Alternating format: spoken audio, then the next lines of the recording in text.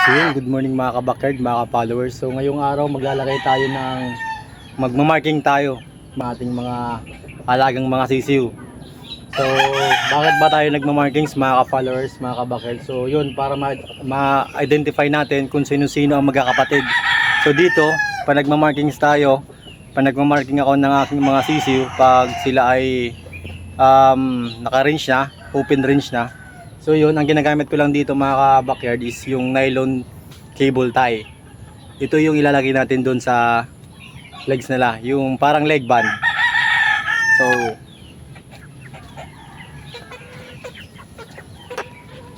So ito, lagyan na natin ng leg band. So dito, leg band, ginagamit natin is nylon cable tie mga ka-backyard. So yun, so lagyan na natin.